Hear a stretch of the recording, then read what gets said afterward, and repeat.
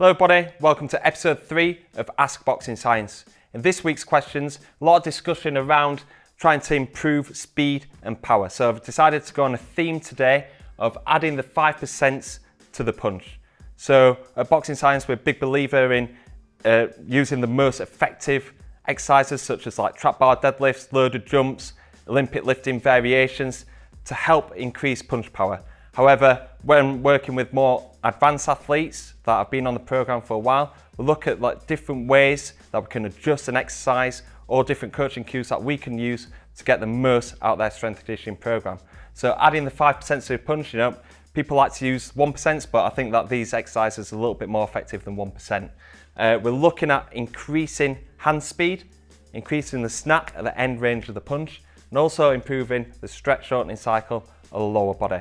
I'm going to go through this phase by phase and also be looking at some exercise demonstrations that you can start adding to your program. So we receive a lot of questions every week about how to increase hand speed. Now normally we look to improve the rate of force development from foot all the way through to fist. So the main thing that we need to target is lower body force development, rotational function, mobility and strength, and to be able to accelerate that fist towards a target.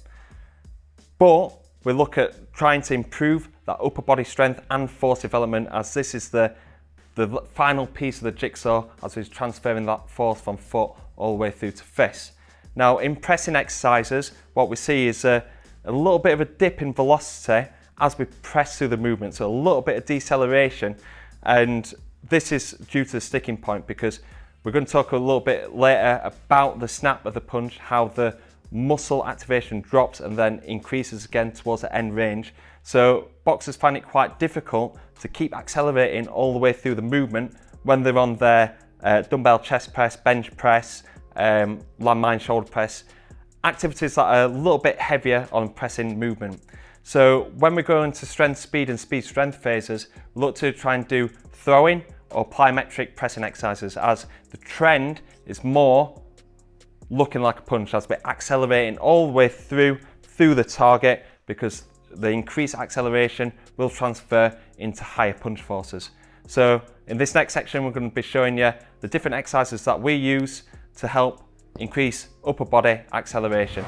In this video, we're going to show you how to do a plyometric press up with the bands. Now the reason why we use the bands is to assist the movement, to make the exercise more effective and safer to perform. Now the reason why we use a band is because when we do it, a plyometric press up from the floor, not a lot of athletes have the strength to maintain that posture, so they try and gain momentum using an extension of the spine or a little bit of a kipping of the hips. We're wanting them to keep strong and power all the way through the movement. Also, if they're not able to get off the floor as high, they've got to change that acceleration into deceleration straight away. And again, they might lose posture on that. So that makes the exercise not as safe and not as effective as using the bands. So Callum's going to be getting into the band just around the rib cage, the midline of the chest. And it's going to be directly underneath the anchor point or just in front. It's going to get into a press up position, so hands on level with shoulders. It's going to come down into the start position and then drive up, accelerate through, and then catch it. There's a soft elbow flexion to control the catching phase, but we don't want to go all the way down. So try and catch it as high as possible this time. Soft elbows still, but we're controlling that, so we've got that eccentric movement. So you can see the band is helping him accelerate all the way through the movement and maintaining that posture throughout. Now there's a few different ways we can do this. Callum is using the stretch shortening cycle at the moment, but we can actually take this away. So we're going to start from the bottom, Cal. Hold it, hold, and go. And now we're using that concentric power, that force production.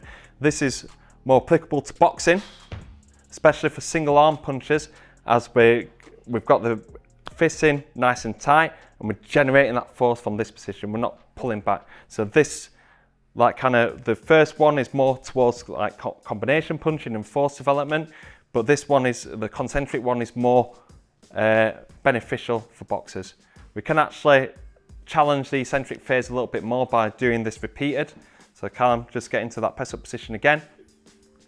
And we can do repeated plyometric press up. Again, this is just to try and increase that stretch shortening cycle more towards like combination punching.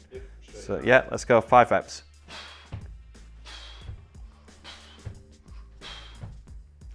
Good work, well done. So yeah, that is the end of the progression really. You do that with more stronger, more advanced athletes. You found that more difficult, that last one to control? Yeah, that tough one, and there's probably the second one, hard to get as high. Well. Yeah. The second one was hard to get as high, but it was more controlled. Yeah. And also, obviously, you get the catch. But then the repeated one, it's harder to basically control and keep that posture. So just use that with more advanced athletes. Start off with the dip and drive, and then progress to concentric only, and then do it repeated. This exercise is beneficial for hand speed. It's a med ball chest slam. So Callum's going to grab the medicine ball. He's going to hinge at the hips whilst having the med ball into the rib cage. He's got his elbows tucked in here. Core now switched on, lats switched on, and then we're driving into the floor, accelerating, giving that effort. Callum's got 5 kilo med ball here, but you could extend this to 8 or 10 kilos, especially because it's got good upper body strength. The main factors in this one is to make sure that posture stays aligned all the way through. A lot of people, when they come down into this position, try and generate as much force as they can and start trying to gain that momentum from kind of coming up. Callum's staying really strong in that posture there. His hamstrings are switched on. He's pulling in, using his lats, and then driving through. You can do single reps like Callum did there, or you can just go straight into it. Yeah. So it's almost like basketball. Yeah. So there.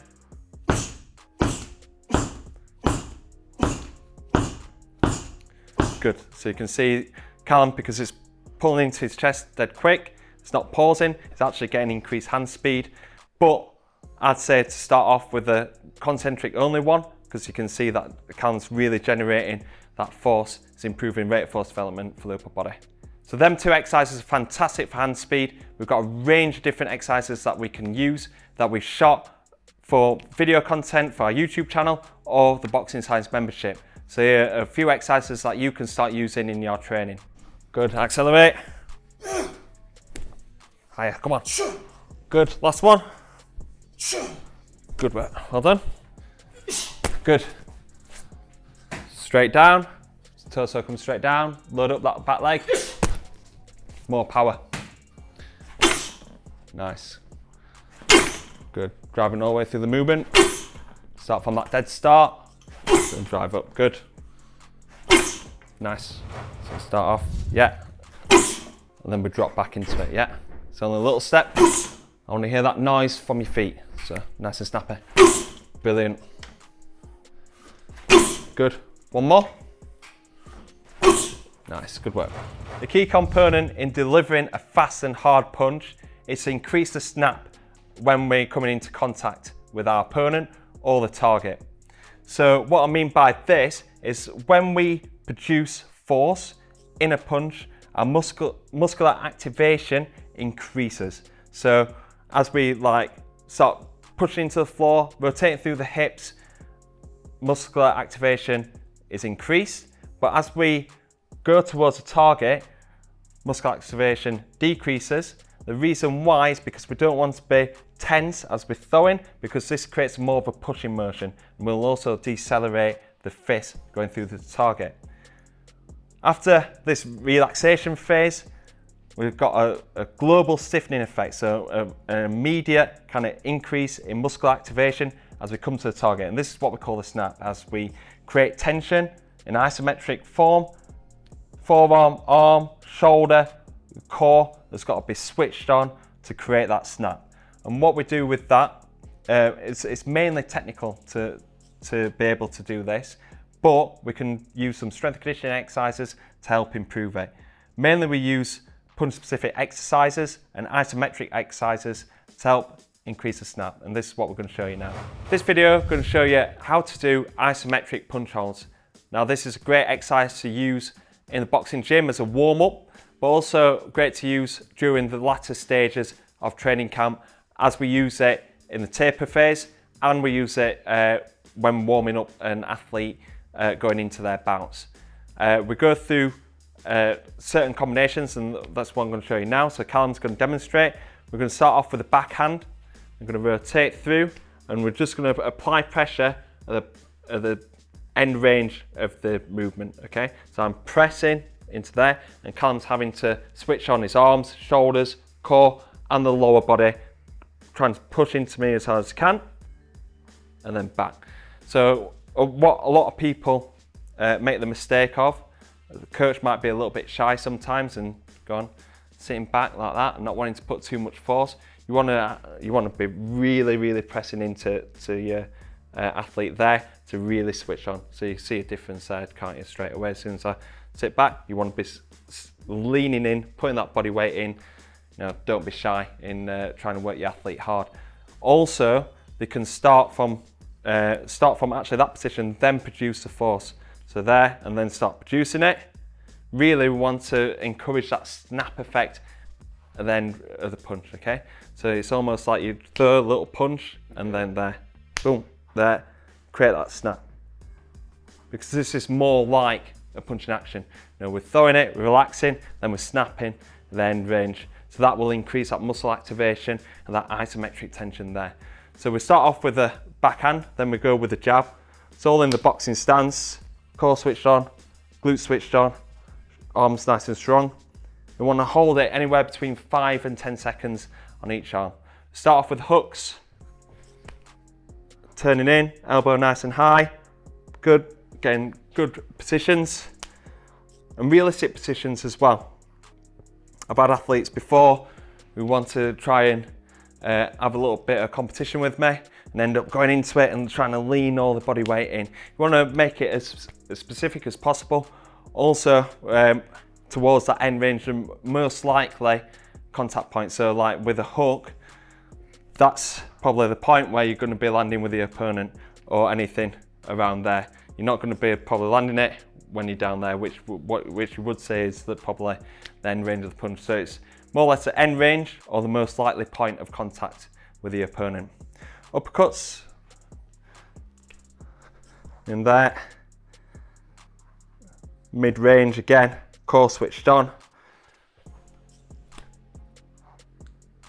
As you can see, I'm holding my wrist there as a little bit of a support, so my hand's not going back. So you can either hold your hand there or press, go again, press on top to just add a little bit more body weight into there. So like I say, about 5 to 10 seconds on each side. If you use it as a warm-up for a boxing fight or for a boxing training session, you're right just going through one cycle of each punch. If you're using this as an exercise during a speed strength phase or a taper phase, we'd do 3 sets of each punch. Good, so as you notice, I'm catching it with one hand underneath and this hand's on top and I'm gripping it straight away. Open palm and then gripping and I'm putting my body weight into it as well. Good, and you're creating that snap and he's holding it momentarily at the top, creating that stiffness through his core, his shoulders and his hips.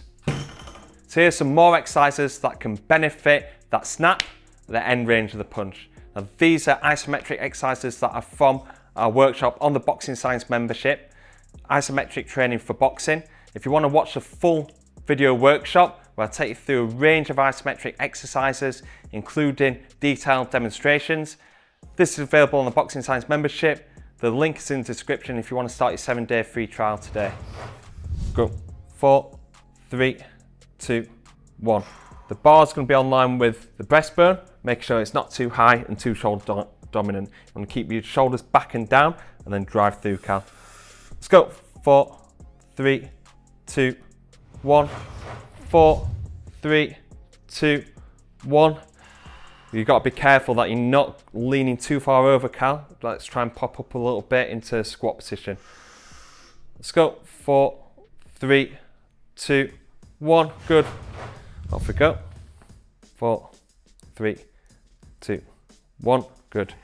So it's turning that back foot, turning that hip, that glute's nice and tight and switched on, cause embrace as well. 30 seconds, keeping it above 17. Off we go. Good, so that's 20, 18, 17. Good, really drive it in, keep the core tight. The key component into being a fast and explosive athlete is to try and increase and improve the effectiveness of the stretch shortening cycle.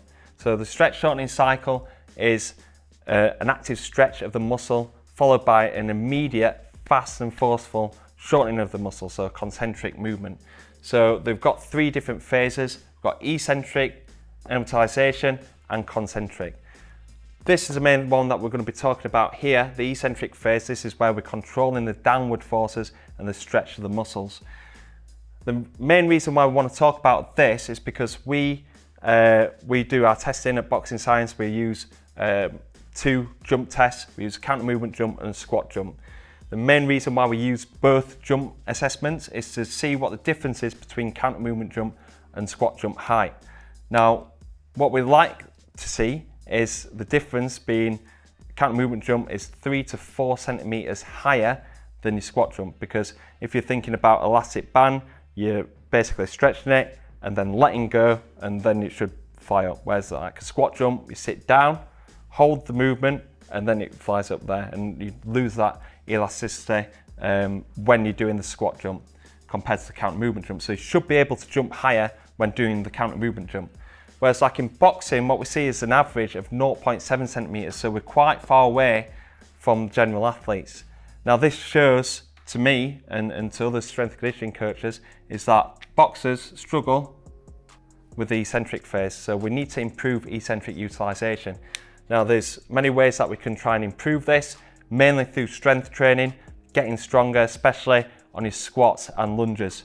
But we need to look at this in a plyometric point of view to be able to learn how to absorb force and then reproduce force nice and fast. So we want to improve eccentric utilization, and we do it 2 ways at Boxing Science. We increase our ability to absorb force, and we do jumping activities that overload that eccentric phase. So we can do it a number of ways. We can do it through increasing the height where we land from. This is particularly with the force absorption. You might have seen us use altitude landings, and we'll talk about that in a short while when we're doing the exercise demonstrations. We can increase the weight, and we can increase the velocity of them downward forces. This will overload the eccentric phase, which will help improve our stretch shortening cycle. So in this next section, we're going to show you how to absorb force and also to overload the eccentric phase over a number of different plyometric exercises. In this video, we're going to be showing you how to absorb force to help improve the eccentric phase of the stretch shortening cycle. Now, the main exercise that we use at Boxing Science is altitude landings, but if an athlete is struggling to get into these positions safely and effectively, let's start off with a more basic exercise to teach them how to absorb force and to learn what we call the power position. So it's literally going to be a tiptoe into an altitude landing. I'll show you a quick demonstration.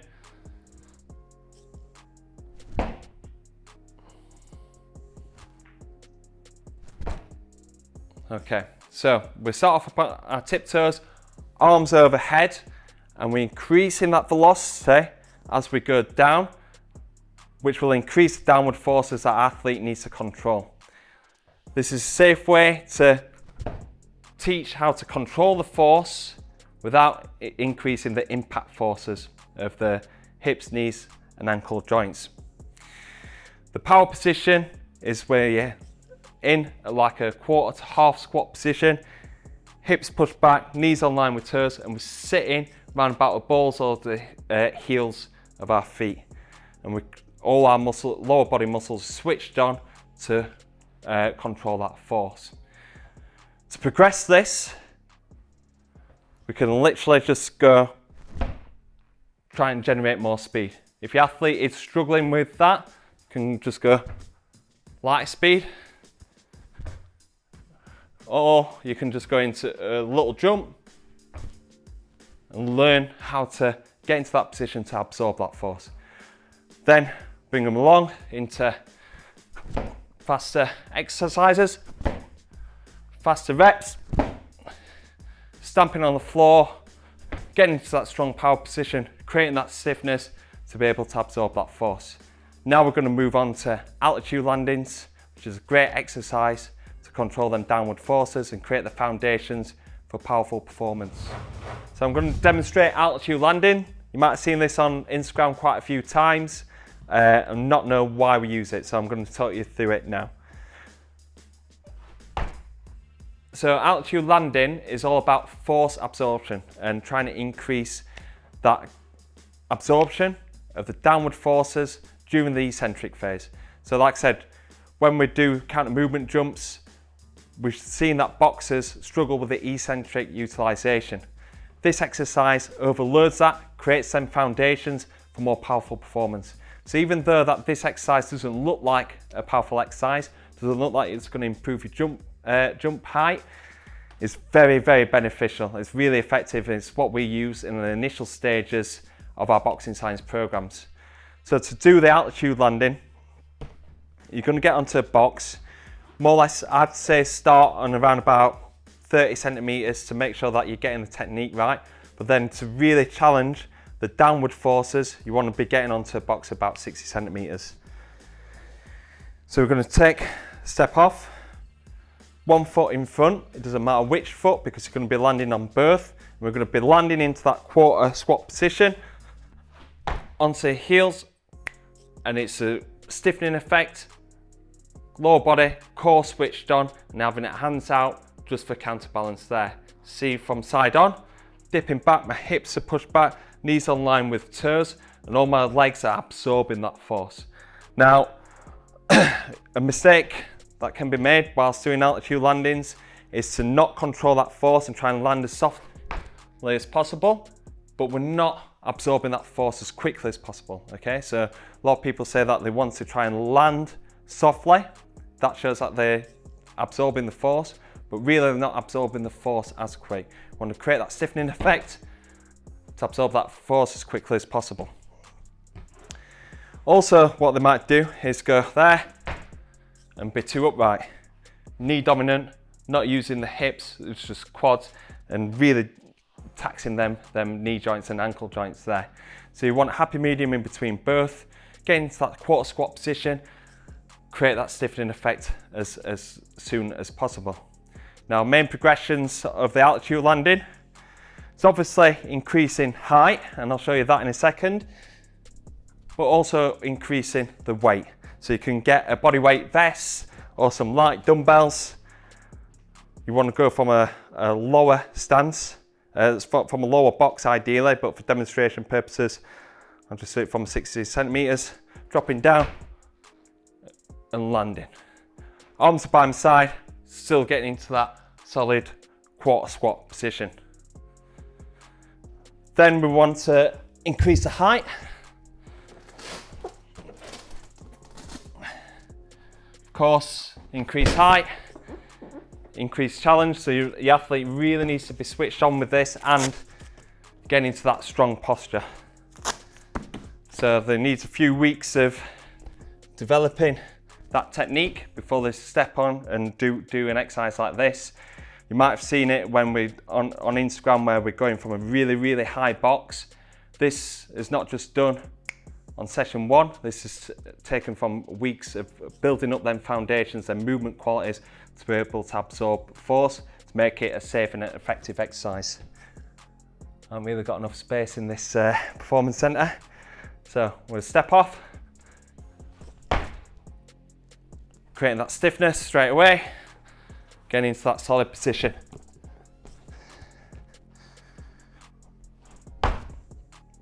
Good. So that's force absorption. Now we want to look to try and challenge the eccentric phase whilst performing jumping actions. So to improve the stretch shortening cycle, we want to overload the eccentric phase. There's three ways that we can do that. We can jump from a higher position, we can increase the weight, or we can increase the velocity. I'm going to show you all three options now, just with a handful of exercises. The first one is just a falling counter movement jump, or as a lot of people call it, a depth jump, where we're going to be stepping off a low box. I'd start from a little bit lower than this. I'd probably start on a 15 centimeter one. I'm going to start off 30 here. So I'm going to just step off, don't matter what, either foot, as we're going to be landing on 2. Hands on hips to start off with. Dropping down into that counter movement jump. So we're actually dipping our hips back, and we're looking for that longer stretch shortening cycle compared to what people do, a drop jump where they're just tapping on the floor.